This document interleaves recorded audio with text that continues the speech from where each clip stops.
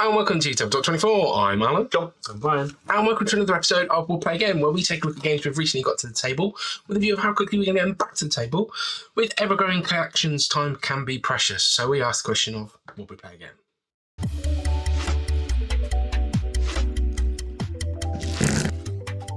Today we have Heat, Pedal to the Metal from Days of Wonder.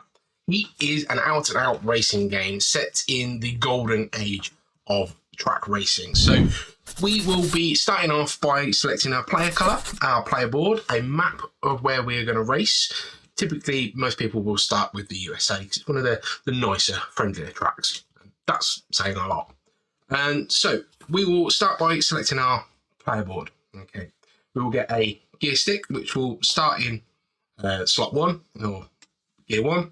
We will get a standard deck of cards. Now, in the standard game, that comes with these 3 additional cards that are not used if you do some of the modules. And we'll come to the modules at the end. Then get some speed cards. You will then pick up the number of heat and the number of stress cards based on the track. Okay, some tracks have different requirements for that. Your heat will go straight into your engine. Your stress cards will go into your deck, and you give them a quick shuffle.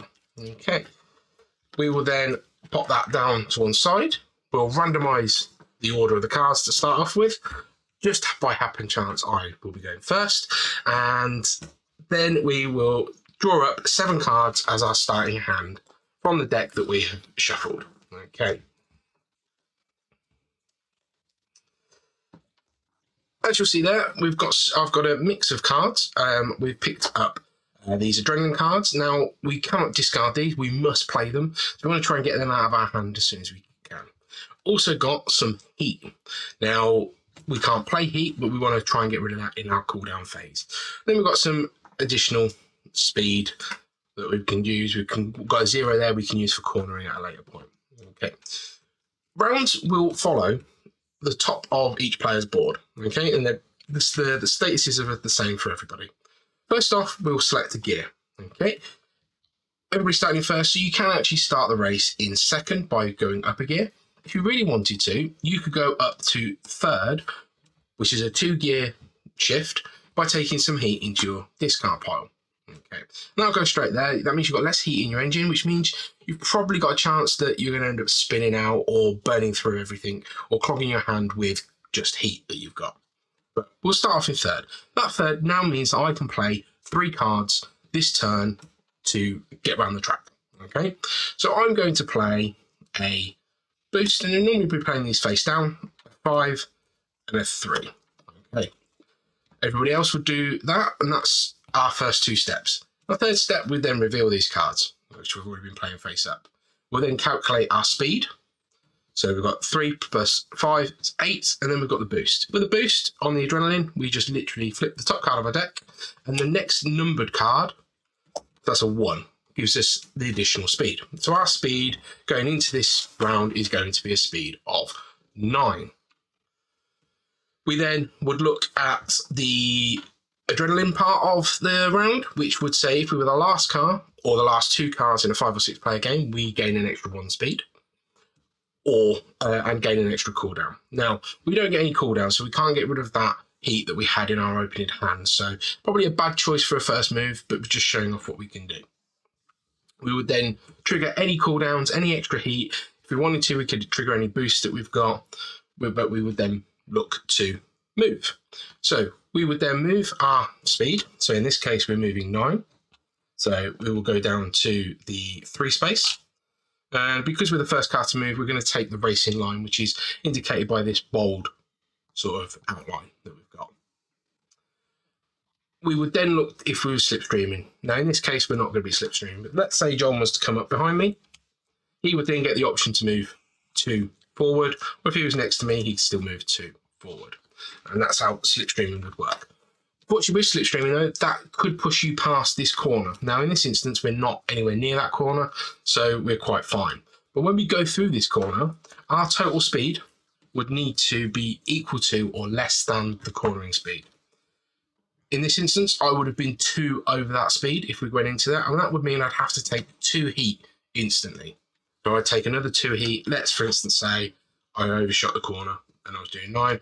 I'd take my 2 heat there, and if I couldn't fulfill all of my heat requirement, I would spin out, go back before the corner, drop down into first gear, and depending upon whether I was in first or second or third or fourth, take extra stress into my hand, I believe it is, which essentially starts clogging up your hand and making it a little bit more difficult to do it. But sometimes you've got to push on that. That's where we've calculated our speed. Now, at the end of our turn, we would discard the cards that we played. We would then have a look at our hand, discard any cards that we think we want to get rid of. So I want to keep hold of this 0 for a later time. I'll discard this 1. I can't discard these 2 cards.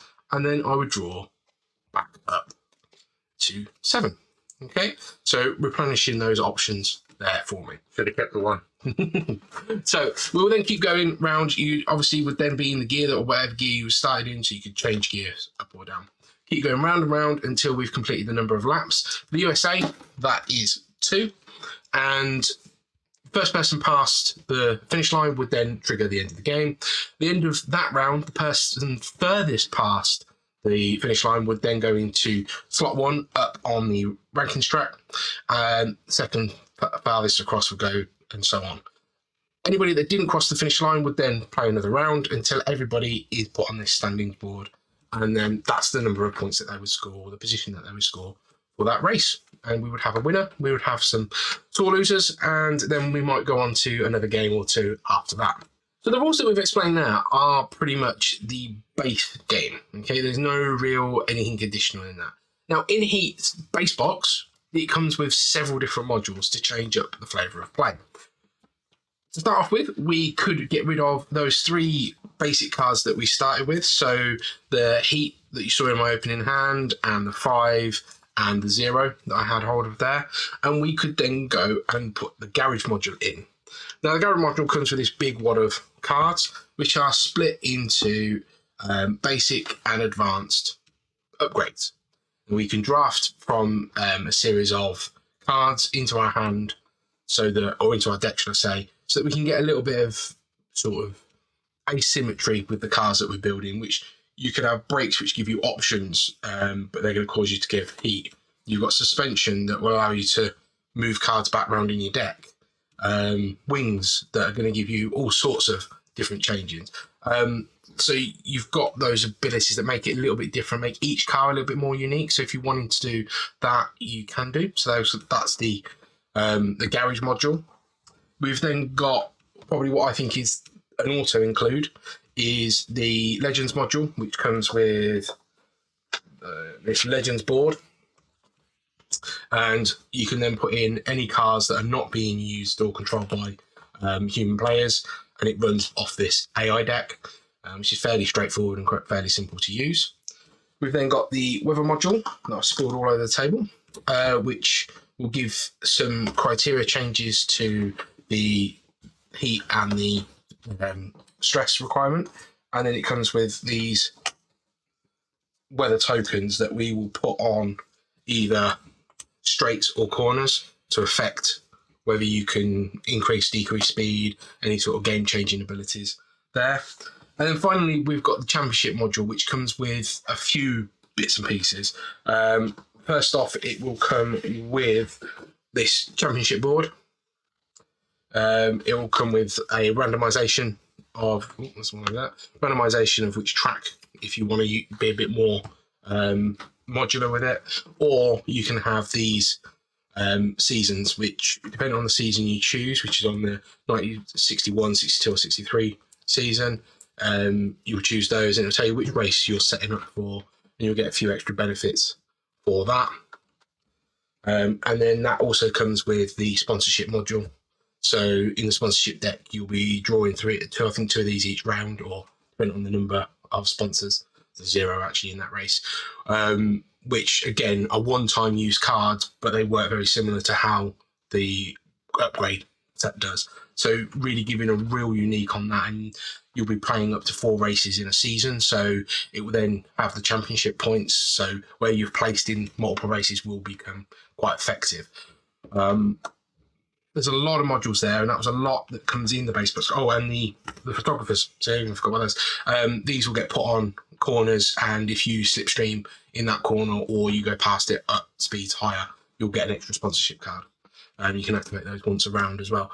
So there's a lot in that as a whole. I think we've played with majority of these now. We've not used the championship module yet. We've used weather. I would always include the AI module unless you're playing 5 players.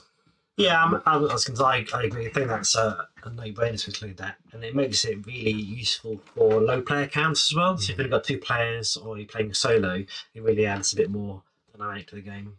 Yeah. A bit more. Playing it solo, I've played it solo a couple of times just to get the feel of the run out, and actually, it's no more difficult playing with 5 AI cars than it is playing with 2 or 3. So yeah, I think that's why I think it's an auto include for me. Because it's got one card that's got all the different cars on it, hasn't it? So it's very easy to track. I think there's sort of a ramp into the modules, and I think AI is the first one because it creates that tension of other cars on the track, whether they're going to block you, whether you're going to be able to slipstream past them. It also allows for the catch-up mechanics of slipstreaming and this adrenaline piece a bit more effectively. I think the next one I'd then go include is the weather. It just adds that different modularization to the track that you're playing, a bit of variability. It's always interesting having really slippy corners compared to really dry ones, and just changes what your actions are as you're going around. It just makes you think a little bit more. Yeah, I mean, adding the +1 to this 7 corner isn't going to do much, but adding a +1 to a 3, to a 2 to make it a 3, really changes the dynamic. Or even a -1 if it. Yeah.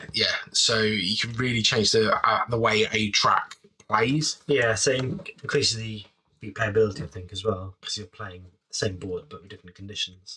Yeah, and I think once you've played this map several times without the weather, you could get to a point where you understand what your pinch points are, where you're probably trying to race competitively and you're trying to be really efficient with how you're doing. Now, the cards that are going to come from your deck, you'll know you're not going to necessarily get the same cards every round, but there's enough skill in there that you can engineer almost a same sort of plan for a 2-lap race every time you play this track. But with the weather, it adds that little bit more that you could step away from that. It's not to say that without any of it, it's not a good game, because it is. The base game works really well. Yeah, without any modules. Yeah, to coin a phrase, Super Flamme Rouge. It's interesting that the Peloton version of Flamme Rouge hasn't been released yet, but this was released before it. So I wonder if there's some elements they're working on for that have been included in this, such as the gears, maybe putting the gears on the bikes. So they've included it on the cars and just gone with this version. But this is a lovely game. And if you've got Flamme Rouge, it's worth picking up and having a go at, because you've got a lot of the same mechanics in the card drafting, the card playing, and the drafting of the slipstream of the cars. It works a little bit differently, that you don't have to be, it's next to or right behind rather than one behind which is in Flamme Rouge. Yeah. So it works a little bit differently. But the game, you can pick this up if you played Flamme Rouge really, really quickly. Simple, elegant, and easy to get into. I found this easier to play than Flamme Rouge, I think, because Flamme Rouge, towards the end of the race, you just have no cards. You're just tired, just playing 2s all the time. Whereas this game allows you to have the cooldown mechanic, which allows you to recover a little bit. And in a longer race, you've got a chance to kind of reset your engine slightly. Making that work in the slower corners, so you can get rid of your cards to then pick up and start belting down the straights. Because I think there's one with a really long finishing straight, and if you haven't got rid of all your heat and you're not getting your high cards out to get there, you're coming last. I think one of the races, it's Britain, isn't it, that has a really long straight. It might, and I remember I was flat out in the lead. There was no way, nothing was going to happen, and I just had no fast cards, and I literally lost the round in there, and everybody overtook me. But I quite like that. I like the swings that you can get. There's tension in there, and you can get these big swings where someone looks like they're way ahead, but then the next round, the cards come good. I've now caught up with you. There's still hope there that you can win. Right for the last turn, I think. I mean, the lovely bit of tension in going through the slow corners and making those work, that you've got to have the right cards, and and being left with high cards, that means you actually do yourself damage. Making that work for you is a really nice key part of this. So the big thing in any open wheel racing is always the bunch. So the bunching into a corner. And even with the AI, it generates that so well, where everybody just slows up into corner. It's not like, I think, yes, we've said Flamme Rouge, and although it's similar, it's not the same. I think the next similar to this for me, and that's mainly because I've got it, is Formula D. That's a dice-driven game, but in that you never saw the bunching. People was always pushing their luck to roll the bigger dice, and it didn't. You could roll a d20 and hit one type thing, whereas here you're in much more control, and you need to slow down for those corners. You know methodically where you need to be. Sometimes you've not got the cards for it, but you know where you need to be, and then you know where you can power through for that. But also vice versa, if you do spin out, you might have ended up losing momentum into that corner, but it might have given you the bit that you needed. Because if you spin out on a slow corner in these two chicanes, you've kind of that it's actually going to benefit you. So there is a little bit of tactic in there. I'm just going to go in there in fourth. It's going to cost me a load of heat. It's going to cost me a spin out, but it might actually get me to where I need to go if I don't get the cards I need, sort of thing. So there's a lot to sort of be said for that. And I think the big thing that comes out of this, and everybody you talk to, this was obviously the hotness last year. So much so that you couldn't get your hands on a reprint. We were very lucky to pick this one up on the back of a restock in a store that we use quite often. Aircon, it was heat. Yeah. Nuremberg track, heat. The big neoprene mat that looks really and that was nice. just after the restock as well, or just before the restock. And you've got so many people that were playing it now. I think some people have shifted that on, and prices for this. I mean, the standard copy is 60 quid, 55, 60 quid, and people were selling it after playing it for 90 to £100, because it's so sought after. People were buying it for that as well. And that's probably that's more to the point. People were buying it for that. But I think the reason why it's done so well is the immersion in this. There's always a big piece of how do you make a race game in a table setting using the components other than something like a Scale Electric. Like there is no way to do that, because the pace at which we play as people and as gamers, it's quite difficult to get that speed in. But this is very quick turns, very quick resolution, simple-ish rule set. It feels fast. It feels like you're driving fast. I mean, all it's really missing is somebody going. It really. It has everything, all the elements of a race. You can have it yourself, though, John, if you wanted to. It just does. It has everything you want in a race game, and with all the modules, it kind of packs a lot into that box. You're saying about the price point. There's a lot in that price point, though. There's a lot here, but with the box, you do notice there's space for more cars and space for more bits. So inevitably, and being Days of Wonder, obviously Ticket to Ride. How many maps for Ticket to Ride? Exactly. Have more cars. There'll be more to come from this. It isn't done yet, but you could argue that's quite cynical of a company. But in other respects, more of something's always good. Yeah, and I think for me, it sits in a really weird space of, if you've gone to the trouble of making space in the box for something you know that you've worked on, why not release it? And one of the big things that we've mentioned a lot of times in some of these is component cost and price point. Now, at 60 quid for what this is, I would possibly say it's overpriced if you was just to have the base game. And I think where the value comes in this is playing these modules. Now, clearly, we've got this table to the table more often than we've had most of our other will play against. So it's done something right in that respect. But I think that's mainly through you need to play the modules to get your value for money out of it. So, I mean, it's that kind of, is it just waiting for it? It's nice that it's all going to fit in one box, and it's really nice that they've fought for it. But then there is that sort of sour grape of, well, if you've gone to the trouble and you know this is coming, where is it? And we're also almost a year on from release on probably an incredibly successful title for Days of Wonder. Yet we've not heard anything more about any expansions, that surprises me. I mean, they could easily do multiple maps. These maps, one thing we did mention, these maps are double-sided, so you get 4 maps in the box as well, 4 tracks in the box. So it's kind of it's teetering for an expansion, but with all these modules, what is that expansion? Yeah. Is it additional player count? What, playing with 8 people? There's space for 2 more cars, isn't there? Yeah. I think. Yeah. So, but then what does it add? yeah, and that's it. Then okay, well, how do they make it a little bit different? And you then have completely asymmetric cars, or do you have a team mechanic, or Pit stops. Yeah. So there's options there. So you just need to see it, please. Yeah. I mean, get it out there. thinking about car races, you've got 24-hour Le Mans, so you could have a longer race with pit stops, tyre changes, driver changes, things like that built in, I mean, which would work quite well. Yeah. So with all that being said, then John, would you play again? I'll play it again. Somewhere between now and soon, because it's a lovely game. It puts a smile on my face when I play it. It doesn't overstay its welcome. If you're playing with people and know it, it gets super competitive. And for that, I'll say now.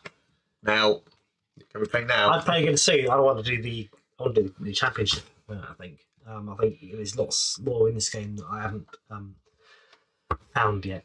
So it's just a fun game. For me, it's we'll play again soon. This is my copy. John has got Flamme Rouge. We played Flamme Rouge almost to death.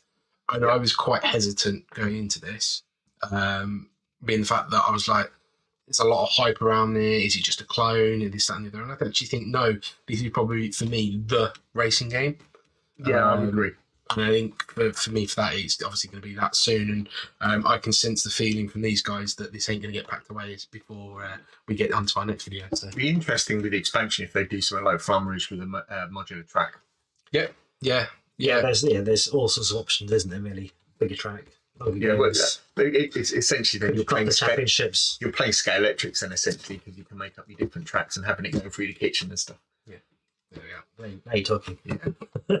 Well, thank you for watching along with this episode of We'll Play Again. If you haven't done so already, please check out other videos on the channel. Give us a like and a subscribe, and we will catch you next time. Take care. Bye. Bye bye.